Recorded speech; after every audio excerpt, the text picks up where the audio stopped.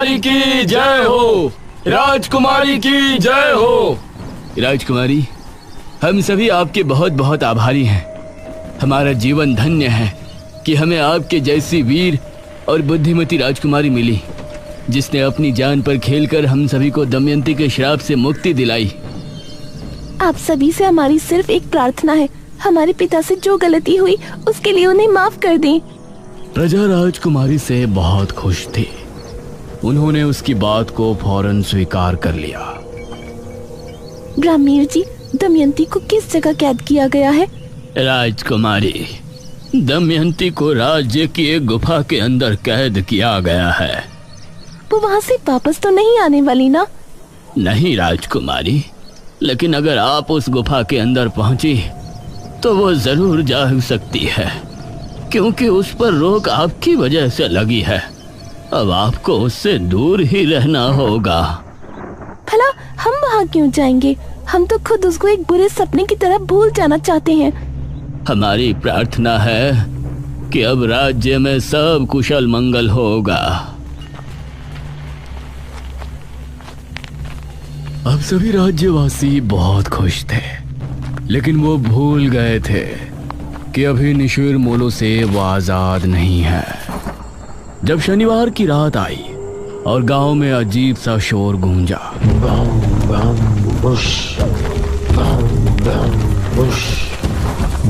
तो उसे सुनकर सभी की रोंद कांप उठी।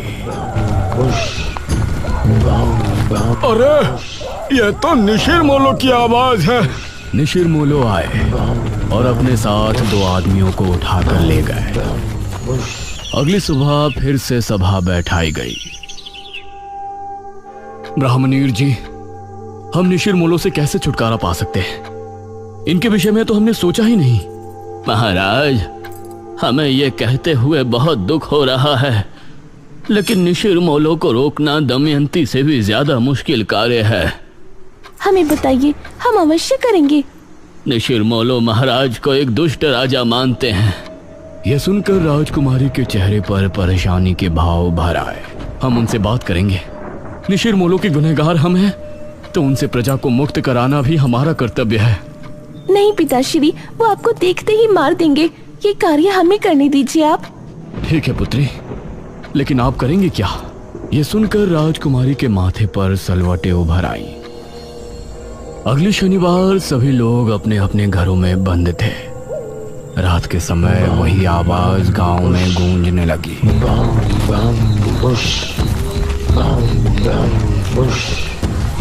निशिर मोलो के खौफ से सभी के दिल दहल उठे थे। वो कंधे पर ताबूत उठाए राज्य में घूम रहे थे, अपने नए शिकार की तलाश में। उन्होंने देखा कि सामने राजकुमारी खड़ी है और वो तेजी से उसकी तरफ बढ़ने लगे। वो उसके करीब पहुंचने ही वाले थे। हम है राजकुमारी मेघालय और हम अपने पिता की क्रूरता से बहुत शर्मिंदा हैं। यह सुनते ही निशिर मोलो रुक गए और उनकी निगाहें राजकुमारी पर जम गई। हम नहीं चाहते कि हमारे पिताश्री की गलती की सजा पूरी प्रजा भुगते। हम आपसे वादा करते हैं कि महाराज का मृत शरीर हम खुद आपको लाकर देंगे। यह सुनकर निशिर मोलो की आंखें तेज लाल होकर चमकने लगी। राजकुमारी ने हाथ जोड़े और रोते हुए बोली, हमारे पिता राज्य छोड़कर भाग चुके हैं, लेकिन हम आपके सामने अपने पिता की लाश लेकर जल्द ही प्रस्तुत होंगे। तब तक आपसे विनती है कि राज्य में कभी भी आकर किसी निर्दोष को उठा कर न ले जाएं। अगर हम अपने पिता की लाश लिए बिना वापस आएं, तो आप लोग फिर वापस आकर इसी तरह से गश्त करना शुरू कर सकते हैं। तब हम भी आपको नहीं रोकेंगे, लेकिन हमें एक मौका अवश्य दें हमारे पिता को ढूंढकर आपके सामने लेकर आने का। यह सुनकर निशिर मोलो उसी समय बिना किसी को लिए कब्रिस्तान की तरफ चले गए।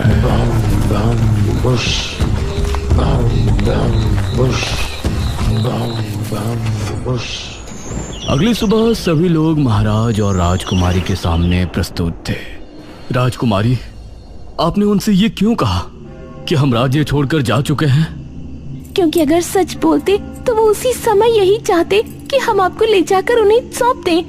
आपने एकदम सही फैसला किया है राजकुमारी। हमारी वजह से हमारी प्रजा मुसीबत में है। आप हमें मारकर हमारी लाश निसिरमोलो के सामने प्रस्तुत करें।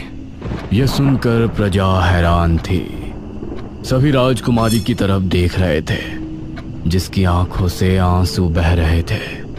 हमने जो भी किया अपनी प्रजा के लिए किया, लेकिन हम अपने पिता को अपने हाथों से मारे और उनकी लाश को निसिरमोलो को समर्पित करें, ये हम नहीं कर पाएंगे। अगर ऐसा नहीं किया तो वो फिर से आएंगे। नहीं पिताजी, हम और आप आज ही ये राज्य छोड़ देंगे और अलग अलग दिशाओं में निकल जाएंगे।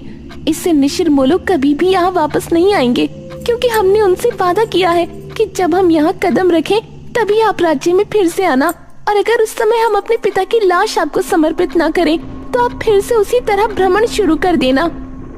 राजकुमारी की बात सुनकर सभी की आंखों से आंसू बह निकले।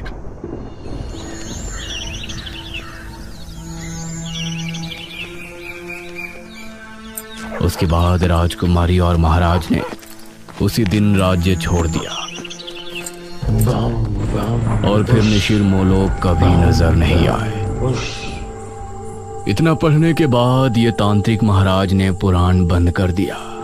इस पुराण के हिसाब से तो जब राजकुमारी राज्य में वापस आएंगी तभी निसिरमोलो वापस आएंगे, लेकिन अब 400 साल बाद वो क्यों लौटे हैं? क्या राजकुमारी गांव में वापस आ गई है? अगर वो आई है तो है कहाँ? ये तुम कैसी बातें कर रहे हो? भला 400 साल बाद राजकुमारी वापस कैसे आ सकती है? यही तो समझ नहीं आ रहा है कि निसिरमोलो आए हैं तो कैसे, क्या वजह है उनके वापस आने की? इसमें आगे की कहानी नहीं लिखी। महाराज और राजकुमारी का बाद में क्या हुआ? नहीं पुत्रे, पुराण समाप्त हो गया।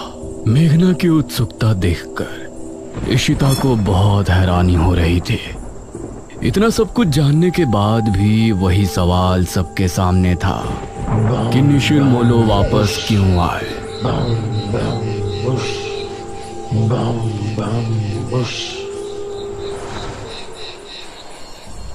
रात के समय इशिता और मेघना जब कमरे में थे तो मेघना अभी भी सोच में डूबी थी। मेघना, तेरा क्या चल रहा है यार? तू क्यों इतना गहराई में जा रही है? तभी अनुज भी कमरे में आ गया। सच में अब तो मुझे भी सब कुछ बहुत अजीब लगने लगा है। मेघना, तुमको कैसे पता कि वो चाबी वहां रखी थी और वो तहखाना कहाँ पर है? मुझे यकीन है कि तुमने झूठ बोला है। तुम राजमहल में मेरे बिना तो दोबारा नहीं गई होगी। इशिता और अनुज दोनों मेघना की तरफ गौर से देख रहे थे। मुझे बचपन से ही सपने आते थे जिनमें मृत्युंजय अमृत का पेड़ मुझे दिखाई देता था।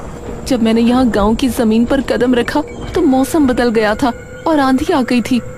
उसी रात मुझे महल के बारे में सपने आए और राजमहल से जब हम वापस आए तो उस रात मैंने खुद को सपने में राजकुमारी बने देखा। उसी सपने में मैंने खुद को तहखाने में जाते देखा और जब मैं महल पहुंची तो वो चाबी और तहखाना वहीं थे। सबसे जरूरी बात यह है कि जब मैं गांव में आई थी उसके अगले रात से ही निसिरमोलो ने गांव में आना शुरू किया। इतना सुनकर इशिता और अनुज दोनों हैरान रह गए। मेघना ने भी इन दोनों की तरफ देखा और सवाल किया, ये सब सुनकर अब तुम दोनों को क्या लगता है? इसका मतलब है कि पिछले जन्म में तुम ही राजकुमारी मेघना थी और निसिरमोलो इसलिए गांव में वापस आए क्योंकि तुम यहाँ वापस आ चुके हो। हाँ, ये सब मेरी वजह से हो रहा है। हे भगवान, तो अब हम क्या करेंगे? क्या हमें यहाँ से चले जाना चाहिए? नहीं, मुझे नहीं लगता कि उससे कोई फायदा होगा। या तो वो मुझे लेकर जाएंगे या फिर महाराज की लाश। ये तीनों अब गहरी सोच में डूब गए और उस तरफ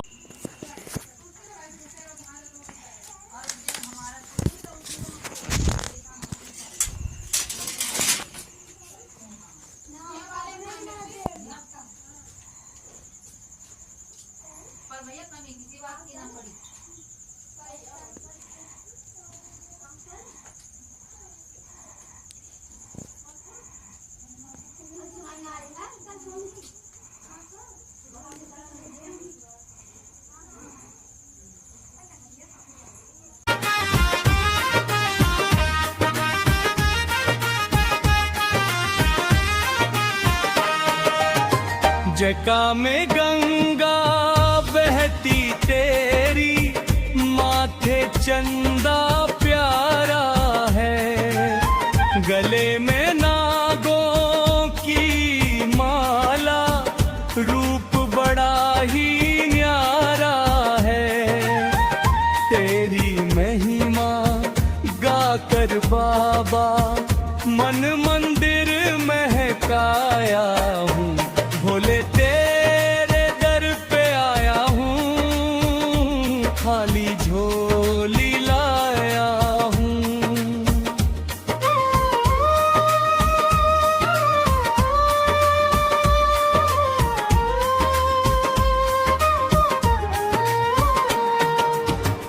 जब जब जीवन में दुख आए तूने ही संभाला है। डूब रही थी नैया मेरी तूने पार निकाला है। तेरे नाम की महिमा से ही हर संकट टल पाया हूँ। भोले तेरे दर पे आया हूँ, खाली झोली लाया हूँ।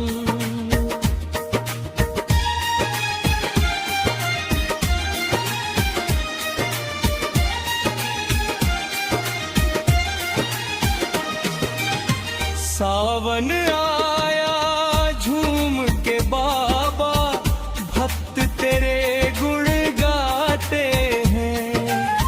बेलपत और गंगा जल से तेरे शीश चढ़ाते हैं।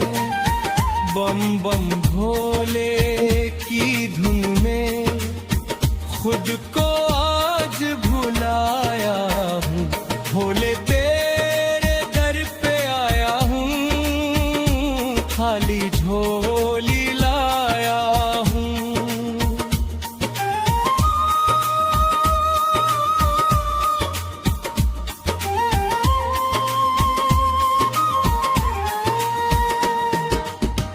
ना धन दौलत ना कुछ मांगू, बस तेरा आशीर्वाद मिले। तेरे चरणों की सेवा करके जीवन को नया स्वाद मिले। दिल में तेरी ज्योत जलाकर तेरा नाम कमाया हूँ। भोले तेरे दर पे आया हूँ, खाली झोली लाया हूँ। हर हर हर महादेव की गूंजे, चारों ओर जयकारा हो। जिस घर में शिव नाम बसे उस घर सुख का धारा हो। तेरी भक्ति में खोकर बाबा जीवन सफल बनाया हूँ। भोले तेरे दर पे आया हूँ, खाली झोली